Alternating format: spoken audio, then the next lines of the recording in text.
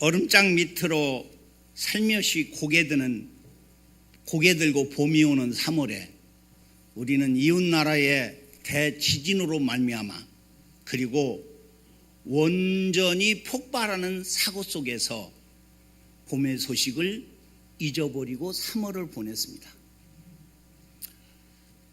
이 일본 가까운 근해 산리 쿠오키라는 시내에서 지진이 일어나는 가운데 이것이 3월 11일 오후 2시 46분에 일어났는데 진도 9의 큰 지진이 일어나므로 쓰나미 그 높이가 10m가 되는 바닷물이 갑자기 몰아닥침으로 일본 해안을 쓸어버린 사건입니다.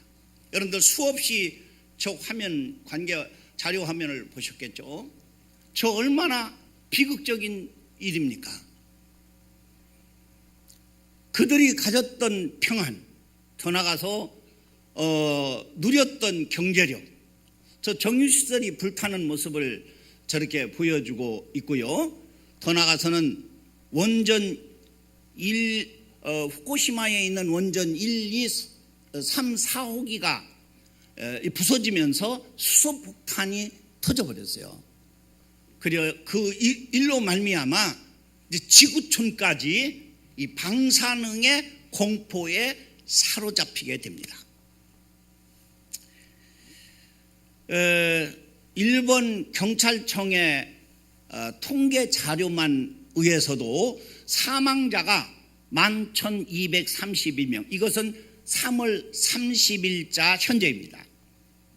그리고 실종자가 16,361명, 사망 실종 모두에서 27,593명이 죽거나 행방불명이 됐습니다.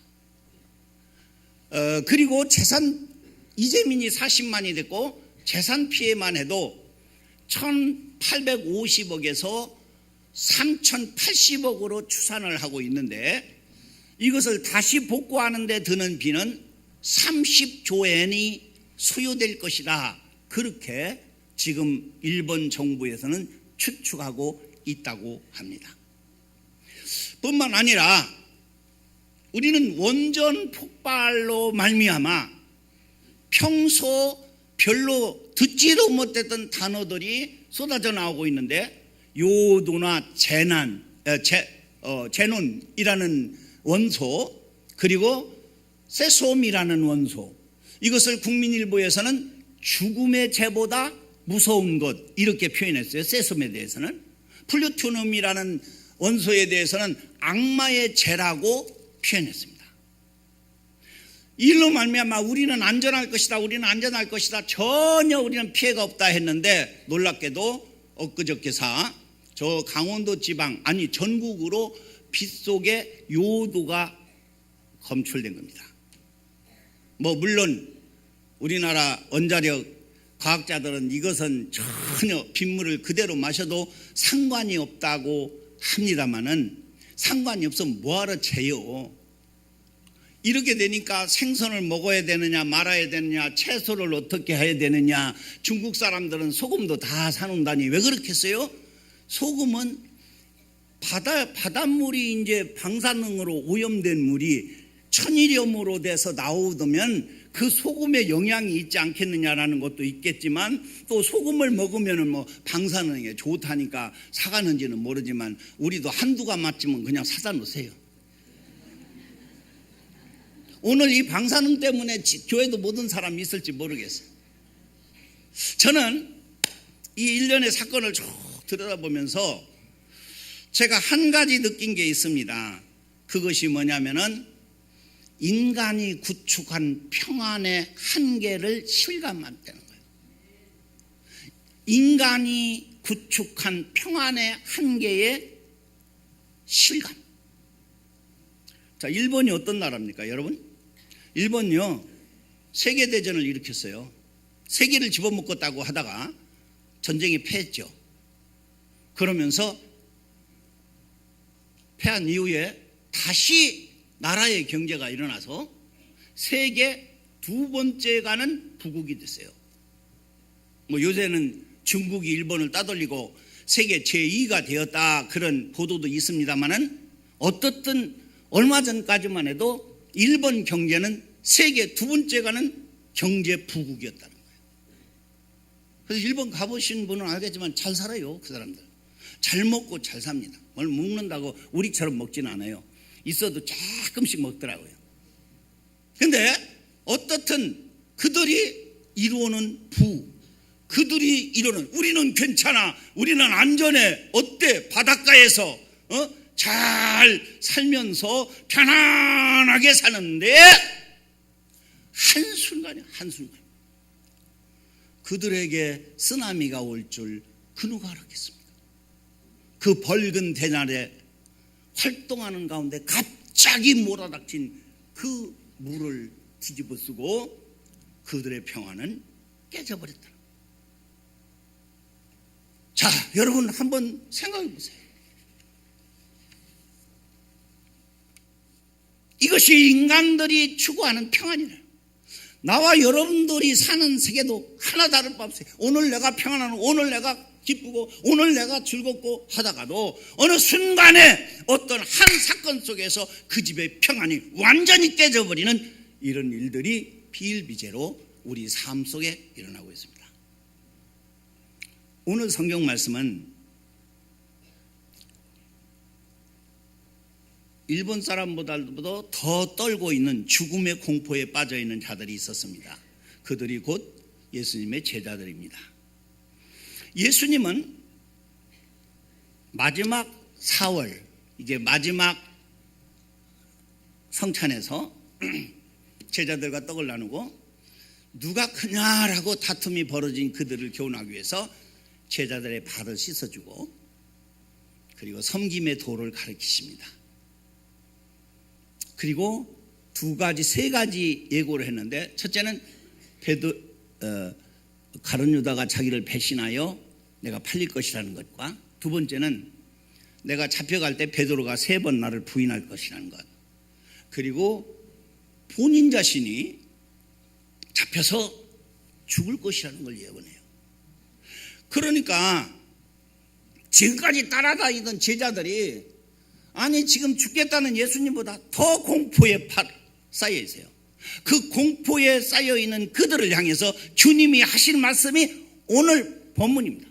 나는 편안의 파라독스라고 말하는데, 평안을 너에게 끼치노니 곧 나의 평안을 너에게 주노라. 아멘.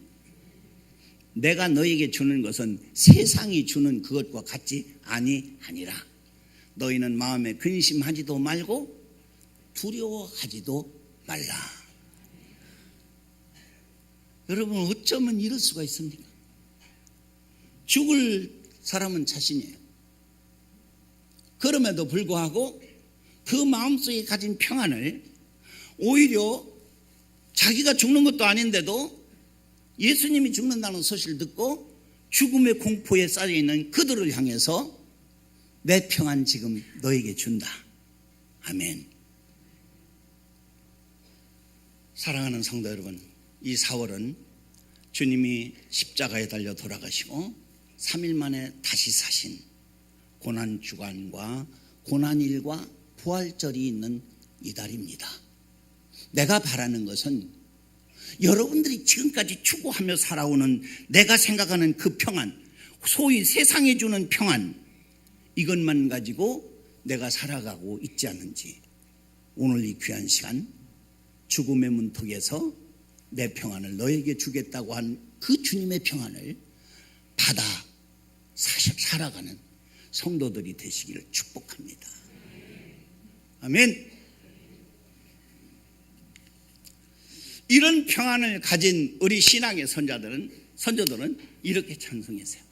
내 마음속에 있는 참된 이 평안은 누구도 빼앗을 수 없네. 주님은 내 맘에 친구 되시었네. 주 없인 살 수 없네. 할렐루야. 하나님 주님이 주신 그 평안, 마음에 있는 평안, 누구도 빼앗을 수 없는 그 평안, 여러분들도 가지고 찬송 부르시기를 축복합니다. 그러면 첫 번째로 주님이 주신 평안이 무엇이냐는 거예요. 주님이 주신 평안은 죽음 앞에서도 요동없는 평안입니다. 할렐루야. 따라합시다. 죽음 앞에서도 요동없는 평안. 여러분, 죽음의 공포를 느껴보셨습니까? 아마 여러분들 가운데는 뭐 중병이 들어서 위용해서 수술하고 살아나오신 분도 없지 않아 계시겠지만, 그 어느 글에 보니까 사형 언도를 받은 사형수돌이 사형을 집행하게 될 때의 그 심정은 몇 가지로 구분되는데, 첫째는 완전히 체념하고 넋이 나가 사형 집행을 당하는 사람. 오늘로 죽는다 그러면 그냥 넋이 나가버려요. 그런 사람이에요. 또 하나는 반항하는 사람. 내가 왜 안 죽는다고 막 안 나가려고 벌버둥 치지만 강제로 끌려나가서 죽는 사람. 세 번째는 미치는 사람이래요. 그냥 나 하루만 더 살려주세요, 1시간만 10분만, 그 사람 보면 눈동자가 이미 돌아갔고 미친 상황이라. 그런가 하면은 사형장을 당당히 미소 띠며 걸어나가는 사람이 있는데, 그가 누구냐면 찬송을 부르며 나가는 사람이래요. 놀라지 않습니까?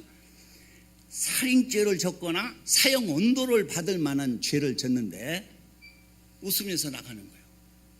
그런 사람이 고재봉 같은 사람, 박철웅 같은 사람, 이런 사람들은 죄를 짓고 형에 들어갔다가 예수를 믿고 하늘나라 소망을 가진 자의 죽음인 줄 믿습니다.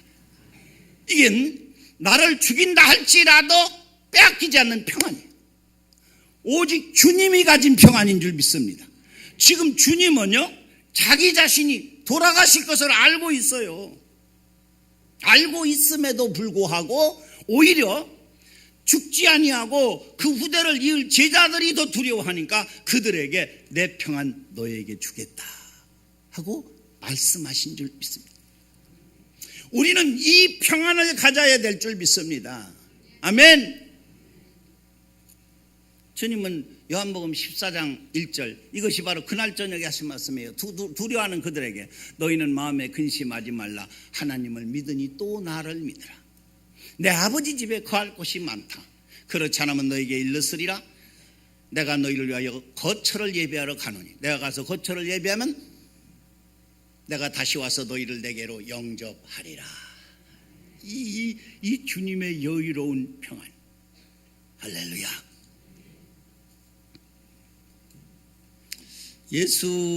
이분이 예수를 믿지 않는데 그 한양대 의사예요. 근데 그분이 글 속에 보니까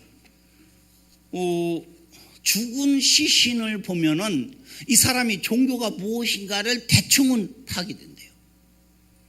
죽은 시신, 딱 죽은 시신이 험하거나 인상을 썼다거나 이를 악물고 죽은 사람들, 이렇게 눈을 부릅뜨고 막 무섭게. 근데 죽은 시신이 편안한 시신인 거예요. 아주 얼굴도 깨끗하고 편안한. 그 암으로 죽어가며 죽는 순간은 그렇게 고통스러웠는데도 죽고 나면 얼굴이 환하게 변해버리더라고요. 근데 장사 지내면 그 얼굴이 환한 사람은 꼭 찬송을 부르며 장사를 지내더래요. 험한 사람은 그냥 알고 대고 울고. 여러분, 죽을 때 잘 죽으세요. 저도 목사로서 많은 시신을 봤어요. 우리 성도님들 돌아가실 때 이 옷을, 마지막 옷을 입히기 전에는 제가 가서 기도도 해주고 마지막 얼굴 모습을 보면 대부분이는 그 얼굴 모습들이 와요. 미소를 띄어요. 금방 살아날 것 같아요. 이 목사님 오셨어요? 하고 벌떡 일어날 것 같아요. 근데 때로는 그렇지 않은 사람도 있어. 내 속으로만 그래. 저 사람이 진짜 예수 믿었나? 그런 생각이 있어요. 내가 바라기는 여러분들 죽을 때 잘 죽으세요. 여러분들 내 앞에 가는데 내가 가서 어느 날 이렇게 들어보면서 이 장로가 이제 저 예수를 정말 믿고 죽은 거야. 얼굴을 왜 이렇게 막 험상궂게 하고 죽었어. 이렇게 내가 시험 들지 않도록. 아멘? 어떤 사람, 세 사람의 시신이 있는데 전부 웃고 죽었더래요.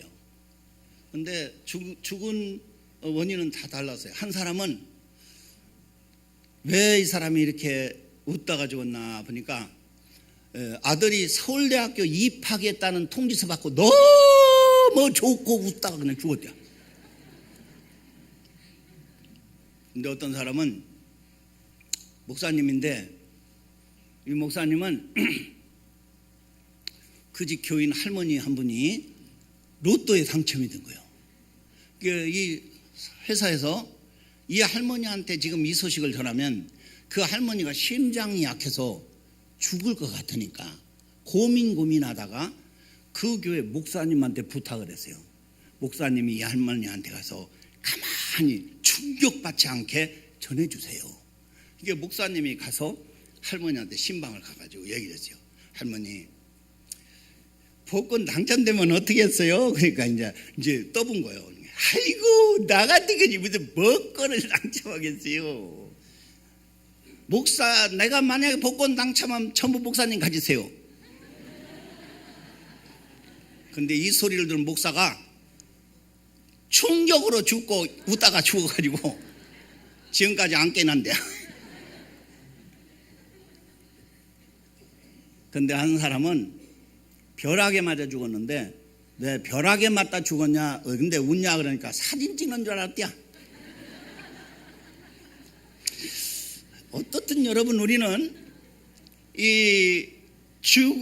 우리가 정말 예수님 안에서 할렐루야, 예수님 안에서 죽음을 초월한 평안을 가진 사람은 평안한 죽음을 갖게 되는 줄 믿습니다. 두 번째는 예수님의 평안이 어떤 평안이냐? 세상이 주는 것과 구별된다는 거예요. 예수님이 이렇게 말씀이 27절에서 평안을 너에게 끼쳐놓으니 곧 나의 평안을 너에게 주겠다.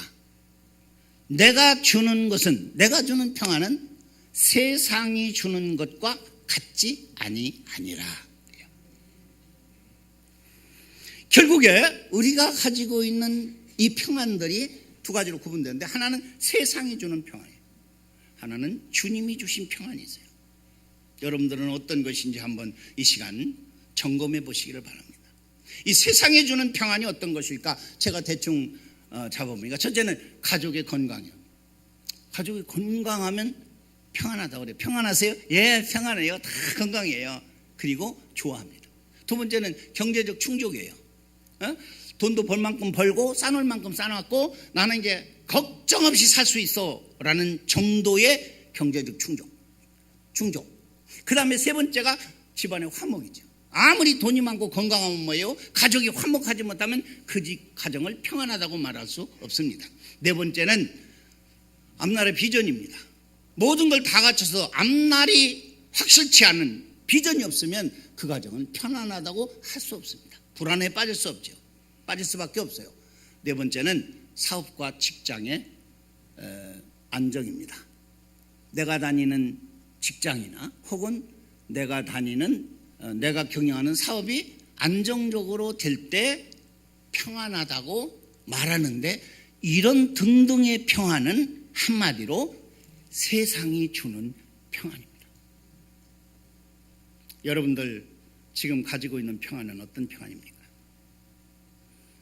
근데 세상이 주는 평안과 주님이 주시는 것과 다름이 뭡니까? 세상이 주는 것은 조건적인 데 반해서 주님이 주시는 평안은 무조건입니다. 세상이 주는 평안은 상대적인 데 반해서 주님이 주시는 평안은 절대적입니다. 세상이 주는 평안은 유한한 것에 끝나지만 주님이 주시는 평안은 무한한 겁니다. 세상이 주는 평안은 일시적인 것이지만 주님이 주시는 평안은 영원한 것인 줄 믿습니다. 여러분, 오늘 이 시간 여러분들이 가진 그 평안, 어느 날 내 삶에 쓰나미가 몰아닥친다면 한순간에 무너날 것 아닙니까? 그러나 주님이 주시는 그 평안은 죽음을 앞에서도 흔들리지 않는 평안. 할렐루야. 어떤 조건 하에서도 흔들림이 없는 평안이 바로 주님이 주신 평안인 줄 믿습니다. 여러분, 그렇게 두려워하던 베드로, 주님이 주시는 평안을 가지고서는 감옥에 잡혀가서도 쭉 내발비고 잠잤어요. 바울과 실라는 옥중에 갇혔어도 기도와 찬송을 부를 수 있었어요. 이런 분들이 가진 평안이 바로 주님이 주신 평안인 줄 믿습니다. 세 번째, 주님이 주신 평안은 무엇이냐? 죽음을 넘어선 부활신앙의 평안입니다. 여러분, 주님은 자신이 고난당하고 죽임을 당하고 3일 만에 부활할 것을 인지하셨습니다. 아셨다는 거예요. 그래서 마태복음 16장 21절에 보면 그분이 제자들 앞에 이렇게 말씀하셨어요. 이때로부터 예수 그리스도께서 자기가 예루살렘에 올라가 장로들과 대제사장들과 서기관들에게 많은 고난을 받고 죽임을 당하고, 고난을 받고 죽임을 당하고 3일 내야 살아나야 할 것을 제자들에게 비로소 나타내셨다. 할렐루야. 네. 여러분, 우리는 주님이 주시는 평안은 주님이 다 알고 있어요. 나 고난 당한다. 내가 죽을 것이다. 그러나 다시 산다는 거예요. 아멘. 근데 여러분들 이제 부활줄이 다가오는데 주님 부활하심 같이 여러분들도 부활할 걸 믿습니까? 주님이 이렇게 말해요. 마르다 보고, 나는 부활이요 생명이니 나를 믿는 자는 죽어도 살겠고 무릇 살아서 나를 믿는 자는 영원히 죽지 아니하리라. 자, 여러분, 예수님이 죽음 앞에서 당당한 것은, 죽음 앞에서 요동치 않을 수 있었던 그 편안은 죽어도 다시 산다는 내세적 편안을 가지고 계셨기 때문인 줄 믿습니다.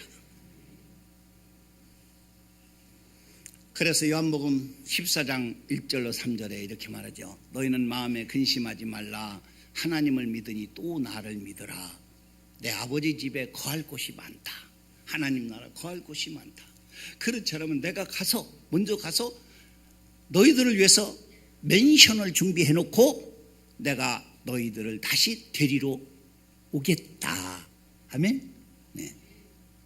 죽지만 다시 산다는 거예요. 이게 부활 신앙인 줄 믿습니다. 여러분, 우리는 이 부활 신앙이 매우 중요한 줄 믿습니다.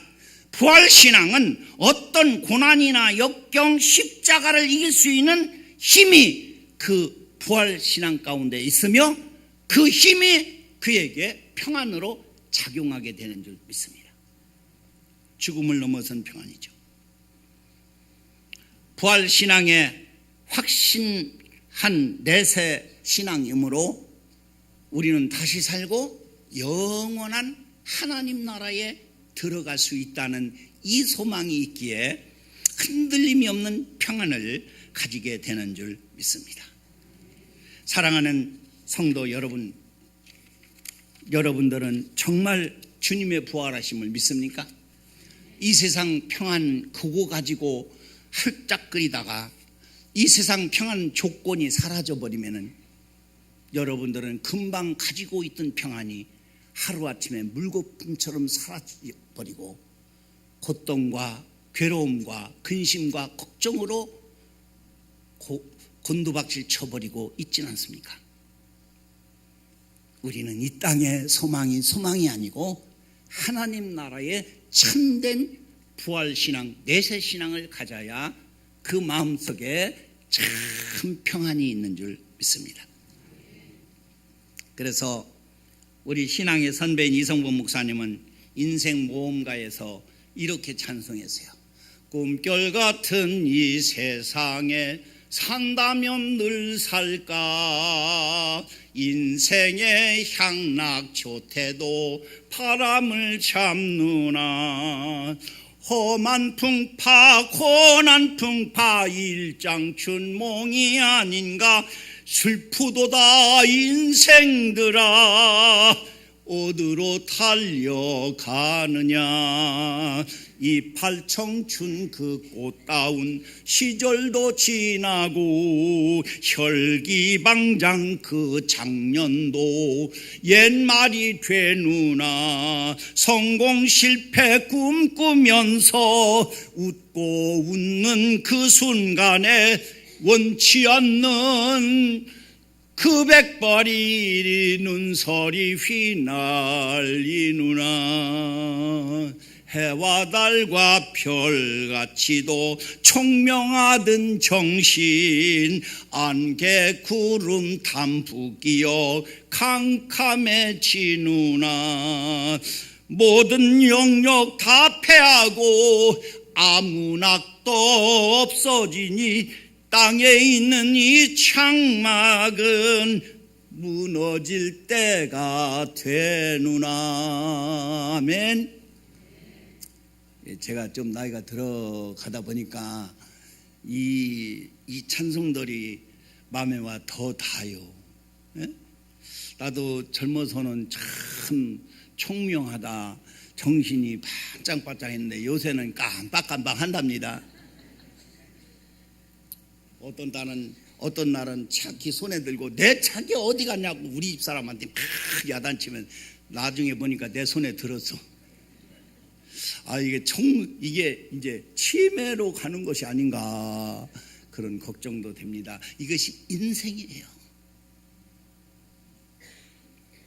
인삼녹용 좋다 해도 늙는 길 못 막고 진시황의 불사약도 죽는데 허사라. 인생 한 번 죽는 것을 누가 감히 피할 소냐.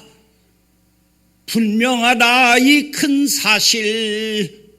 너도 나도 다 당한다. 다 당하는. 그러면서 이성봉 목사님은 이렇게 했어요. 근심 말라 너희들은 하나님 믿으니 또 나를 믿으라고 주 말씀하신다. 내 아버지 그 집에는 있을 곳이 많다지요. 기쁘도다 주님 함께 영원히 함께 살리라. 할렐루야. 이 소망 여기 참된 평안이 있어요. 예수님은요 부활 후에 제자들에게 증거한 유일한 한 말이 있는데 평안을 가지라는 겁니다. 아멘. 예수님이 돌아가시고 제일 첫 번째 하신 말씀은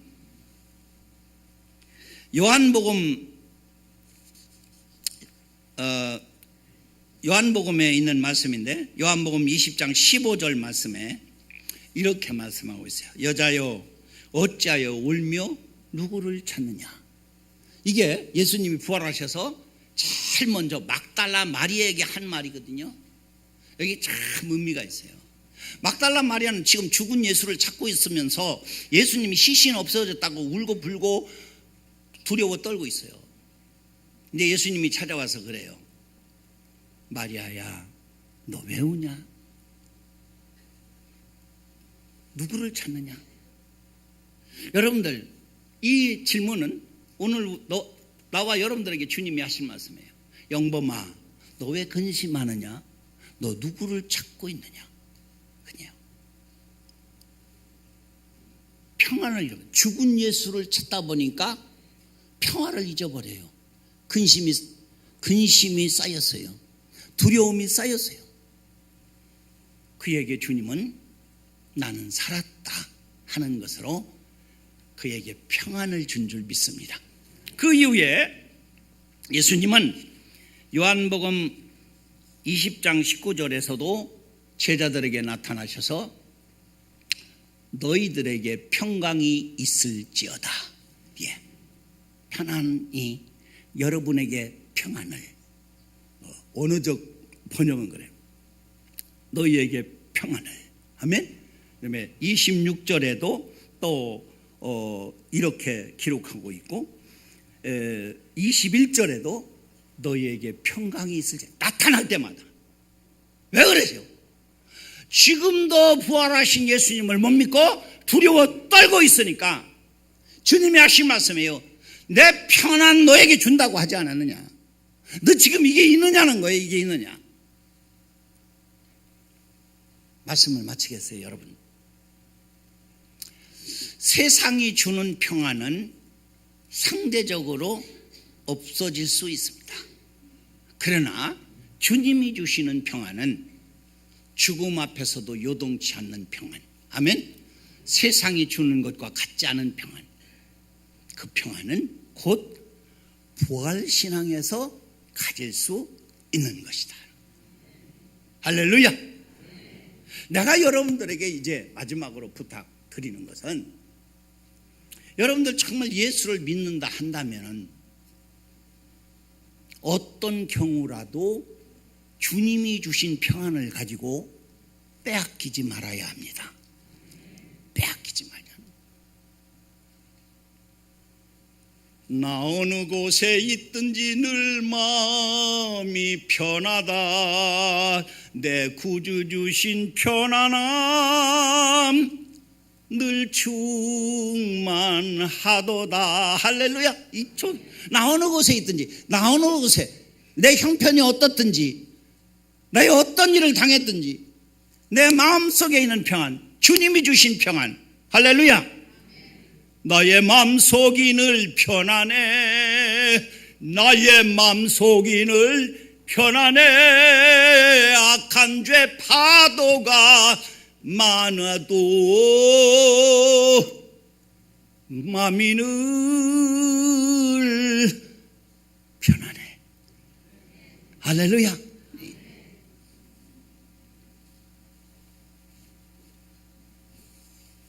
시편 119편 165절은 이렇게 우리에게 교훈을 줬습니다. 주의 법을 사랑하는 자에게는 큰 평안이 있으니 그들에게는 장애물이 없으리로다.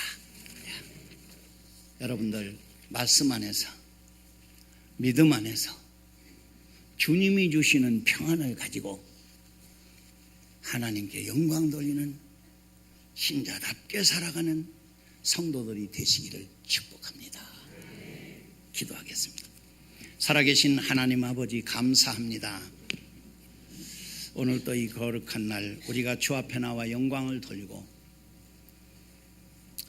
주님의 고난주일과 십자가에 돌아가심과 다시 사신 부활절이 있는 이 4월, 우리는 말씀 안에서 평안을 얻자라는 주제로 살아갑니다.